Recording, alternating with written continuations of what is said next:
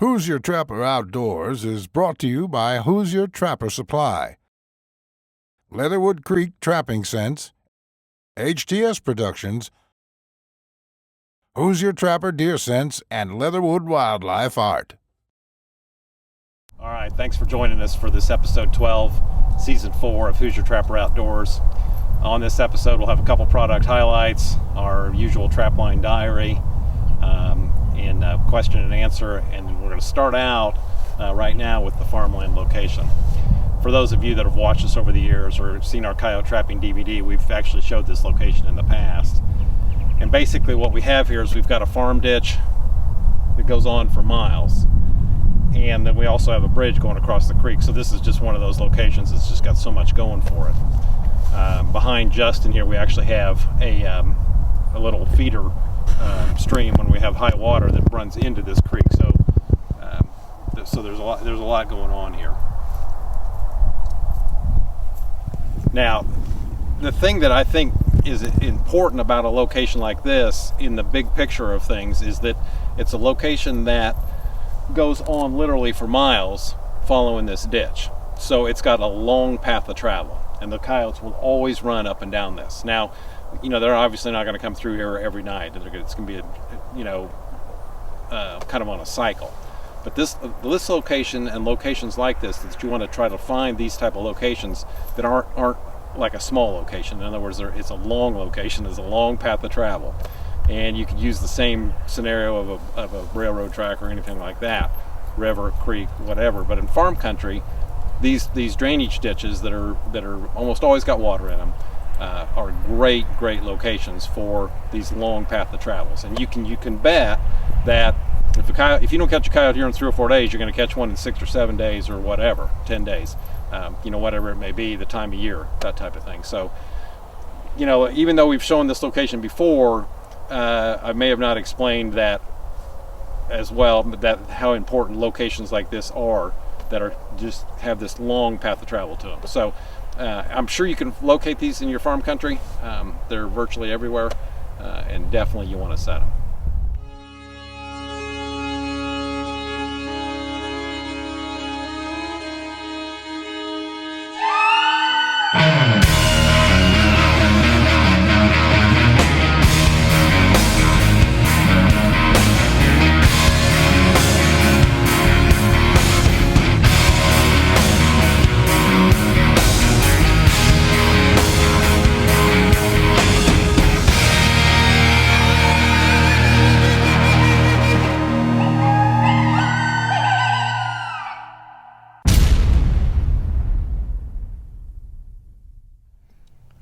For one of the product highlights, we've got the Wiebe tail splitter. You can get the inexpensive plastic ones, which are fine. It's a little hard to find replacement blades for them. So this one right here, it's something that's definitely a little more serious for opening tails. Once you pull the bone, any fur animal has to have the tail opened up. It's got to be opened all the way down, or it will spoil. So you pull the bone, run it down the tail, and these are obviously pocket knife style, and then you just close them up. But that blade, kind of like a gut hook type blade, is made for that opening, and then you can buy replacement blades for this quite easily. And like we sell them, anybody that sells this tool has the replacement blades available. So anyways, something for those of you that are do a lot of fur handling or put up your own fur, definitely something to consider. All right, check day 8. We pulled up.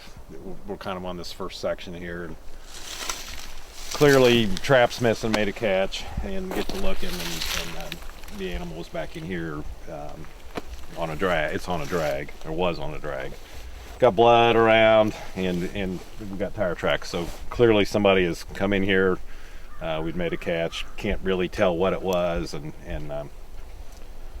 took the animal, took the trap, the whole thing. So, just some person that probably thinks they're some sort of outdoorsman, and they're not. They're just a thief. So, we're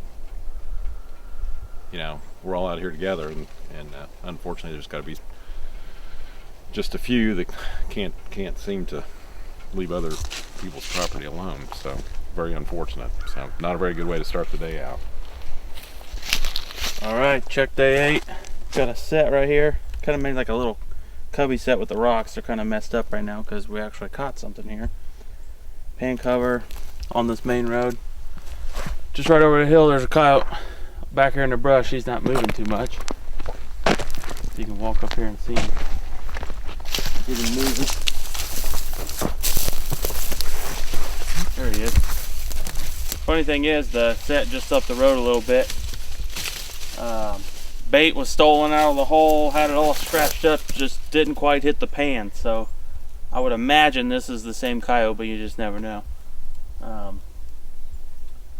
It's been a rough little check line so far, so Yeah, first this is good. trap stolen and catch stolen. Trap stolen. We had one flipped out of the bed, and that happens. It was a 1 3/4, a little smaller jaw spread. And that can happen sometimes to you, but it's already looking a lot better with this guy in the trap. So take care of him, remake, make sure I got my bait down in the hole, and move on down the line. Here's Justin's remake on the set that he just caught the coyote in, kind of a cross between a flat set and a dirt hole underneath the rock, and I call that a low hole. low hole. There we go. Low hole, not a clearly not a standard dirt hole by any means, but it worked, you know. So Yep. all right, got a coyote right here by the road. He didn't get off the road very far. We pulled down here and we could see him from up on the hill. So anyways, check day 8, second coyote. Critter's definitely moving last night. You know, I mentioned I was going to call my buddy last night, and yeah, he's trapping up in Kansas. He had the same issue. Yesterday he just kind of blanked out, basically caught a couple possums and that was it. So you know, just clearly one of those nights, and even affected, he's probably 500 miles from us. So same type of deal. That front came through, affected the animal movement, and anyways, second coyote of the day. We'll take it. So we'll show you the remake when it's done. All right, here's the remake of the set that just caught the coyote. Couldn't get a dirt hole in to mount anything, no depth to it. You just got to work with what you have, what you're given in terms of the soil and the ground. So too rocky. So anyways, that's the remake, and we'll see what happens tomorrow. Check day 8. Hit a heck of a dry spell there. I think we've kind of taken the cream off of that one part of the line, the earlier set part of the line. But we got a gray here. So that makes 2 coyotes and a gray for today so far, and just kind of in this pine thicket here. We'll take care of him and see what the rest of the day brings.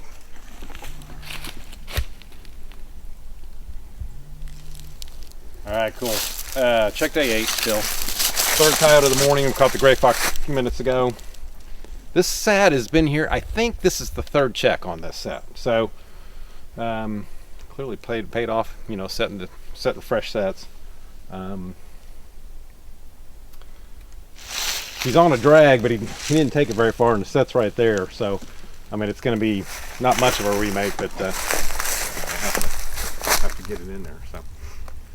And he is on a long leash, so he could reach us if he wanted to.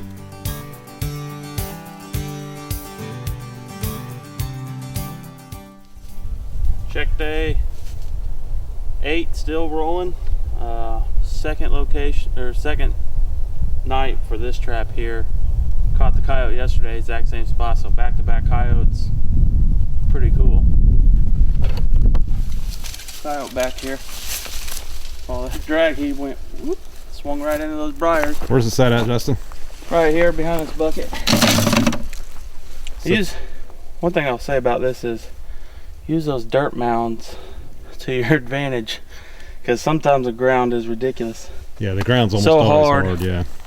This right here, I got a nice deep hole, probably 6 to 8 inches deep. Made him work for that bait a little longer. It's like a pocket set dirt hole. Yeah, it is.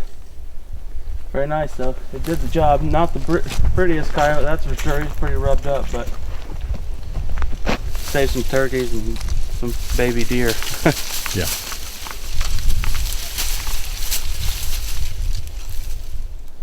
Picked up the coyote here. We're gonna move down the line. This is only day 2 at this set, so pretty good. Yeah. We still got a few more to check. We're getting towards the end, but Definitely got the argument for the fresh traps, fresh sets, fresh locations, because the last 3 coyotes we've caught are been on new sets, brand basically. new, yeah. So very important. Because the old sets, I think, like I said, we caught the cream. You know, we caught the easy, good stuff, and the stragglers are all that are left. So, right. you know. All right, this is the end of the day, check day 8. Reason it's the end of the day, we're not going to set any more traps. It's fairly late already. It's probably 3:15 or so by the time we get some of the stuff skinned up. Pretty decent day. Yeah. Started out rough. Trap stolen with an animal in it. Couple pull-outs. Yeah, just some, you know, and then, you know, picked up the coyote, picked up the gray fox, and then here, you know, here on these fresh sets, these new sets, new locations, caught 3 coyotes. So there's a lot to be said for that continuous rotation of new sets, new land, you know, new locations. So pretty important to maintain that if you're able. And I know that's difficult for if you're going to, you know, working or in school or whatever, and you're trying to fit that kind of stuff in. It's, you know, usually you're limited to the weekend for expanding your line. But anyways, pretty good day. We had traps that we checked further on up. We didn't set a whole lot after this spot yesterday, but we liked this spot. Yeah. Good tree to skin on. Yeah, good That limbs. always helps. So Thought we'd come back here to skin these up today. So hopefully tomorrow we'll have some more to deal with, and saying what, possible rain after midnight, like 70% chance mostly after midnight, and then 90% chance of rain tomorrow. Yeah. So it might be a nasty day tomorrow, but yeah, if they run early, we might pick them up. So. yeah. That's one thing about trapping. You can't roll over and decide you're not going. You got to go. So we'll be out here, regardless of the weather. So see what happens.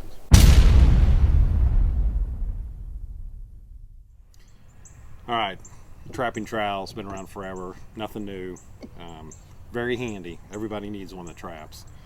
You know, it's common. People come in and say, and they're just starting to trap, and they go, "Oh, I got a little garden trowel at home or whatever." It doesn't take very long, but they realize that they're just not going to work. They just don't hold up, and they bend and whatever. They're coming back in and buying a trowel. And like I said, they're pretty reasonable. You know, $9 for this, $8.95. So invaluable tool. And there's several options. Basically, we've got a wide and narrow version, standard trowel. Then we got the same thing with the D handle on it. And then we also have the water trapper's trowel. You can use it to as a bit of a cane or walking stick, and then also making pocket sets or that kind of thing. So, you know, like I said, this is nothing new. It's been around forever, but just kind of showing some of the options of the digging tools that we carry. And invaluable tool. Can't be without them. One question that we had, and this is for our question and answer segment, and this is pretty important really, is how to release unwanted catches. You know, there are a number of states that you can start trapping quite a bit earlier, but there will be seasons that that come in after you've already started trapping. For instance, bobcats typically don't prime until quite late in the year, so a number of states, you know, require that you can't trap a bobcat until 1st of January or whatever. So so those have to be released. Or in the case of here in Indiana, we don't have a bobcat season yet. We actually have to turn the cats loose as well. So, I mean, you can use the catch poles. Bobcats, this is pretty risky on a bobcat. So even if you put this on and release him and he runs off, it still may have a very negative effect on that cat. It may actually kill him. Where their windpipe and everything is, it's quite close to their exterior of their neck, evidently. So anyways, it's pretty difficult and pretty hard on cats to do this. Probably one of the best ways is just take a scrap piece of plywood. This is just a cheap old scrap piece of OSB and cut a notch in the bottom. Basically the cat's on this side, the notch obviously is where the trap is, and then you're safe and the cat's safe, and you can just turn him loose. A lot of times when you turn a cat loose, they just run off and sit, you know, sometimes they'll run under your vehicle, from what I understand, whatever. So there's definite issues with that kind of stuff. But this is safe, like I said, for you and for the cat, and works very, very well. You may have to play around with the size of the notch that you put at the bottom, depending on the size animal that you're releasing. I actually saw and I believe it was out of Minnesota, but I may be wrong. I actually saw where someone had caught a small black bear, and they used this very same method. It worked very, very well. So this is just a good, safe method for releasing the unwanted catches. All right, our new catalog, our 2015-2016 catalog is available. It's got everything you need in it for trapping, fur handling. It's got our line of deer hunting scent in there. So if you'd like one, just give us a call. We'll be glad to take your information over the phone.